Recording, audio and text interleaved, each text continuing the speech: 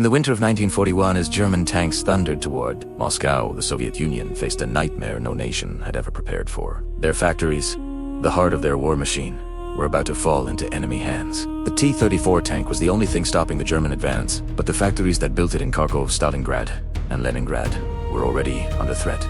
Lose the factories, and the Red Army would collapse. So the Soviets made a decision that seemed impossible. Move entire tank factories thousands of miles east into the Ural Mountains and rebuild them inside caves, tunnels, and abandoned mines. And they did it while the enemy was only weeks away. Trains loaded with machinery screamed eastward non-stop. Workers disassembled foundries and assembly lines overnight. Cranes lifted furnaces the size of buildings and dumped them onto flatbed. Mothers, engineers, and teenagers rode alongside the equipment, clutching blueprints and tools, knowing that if they failed, their country would die.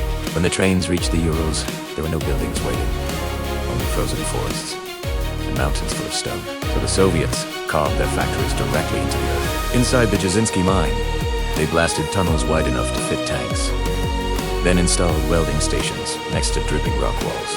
In the Nizhny Tagil region, engineers turned an abandoned locomotive depot into the heart of T-34 production. Temperatures inside the caves dropped below freezing. Sparks froze in midair, and workers wore fur coats while hammering steel. But every day, the lines grew. By late 1942, the cave factories were alive.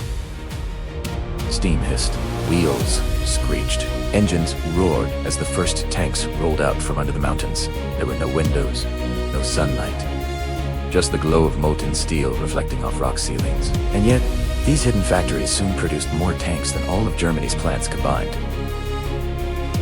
The Germans couldn't believe the numbers. How are they building so many? One intelligence officer wrote, they imagined massive industrial cities far beyond the reach of the Luftwaffe. They had no idea the truth.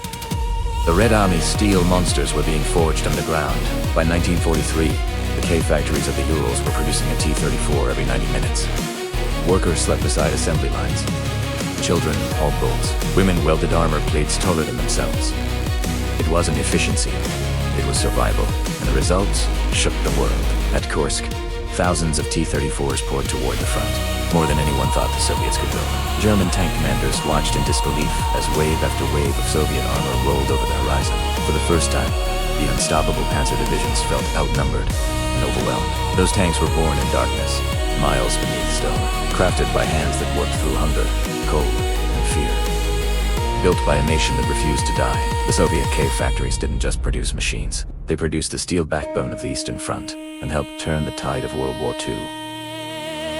Underground, hidden from the world, the factories the Nazis never found became the factories that saved the Soviet Union.